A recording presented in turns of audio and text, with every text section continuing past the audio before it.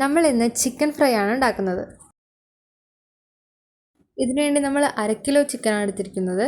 അതിലേക്ക് ആദ്യം 1/2 table spoon ഇഞ്ചി വെളുത്തുള്ളി പേസ്റ്റ്, 1/4 ടീസ്പൂൺ ഉപ്പ്, 2 ടേബിൾ സ്പൂൺ കാശ്മീരി മുളക് പൊടി, 1/2 ടീസ്പൂൺ കുരുമുളക് പൊടി, 1/2 ടീസ്പൂൺ മഞ്ഞൾപ്പൊടി, 1 teaspoon garam masala, 2 table spoon വെളിച്ചെണ്ണ. ഇതെല്ലാം കൂടി മിക്സ് ചെയ്യാം.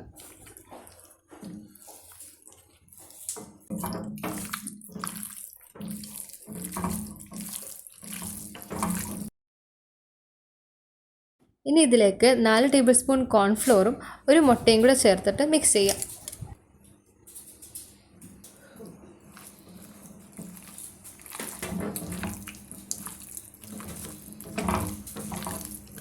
ഇതിനി 2 മണിക്കൂർ ഫ്രിഡ്ജിൽ വെക്കാം.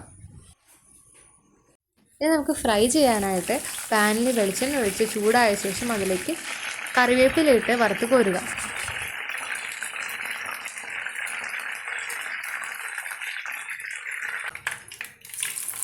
ഇനി നമുക്ക് ഫ്രൈ ചെയ്യാനായിട്ട് ചിക്കൻ പീസസ് ഇടാം. ഇത് 1 മിനിറ്റ് ഹൈ ഫ്ലെയിമിൽ വെക്കണം. ഇനി ഇത് മീഡിയം ഫ്ലെയിം ആക്കാം.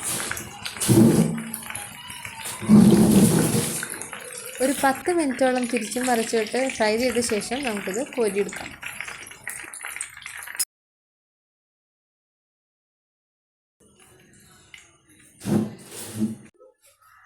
ഇനി നമുക്ക് സെർവിങ് ഡിഷിലോട്ട് മാറ്റി ഇത് കഴിക്കാം. നമ്മുടെ ചിക്കൻ ഫ്രൈ റെഡി.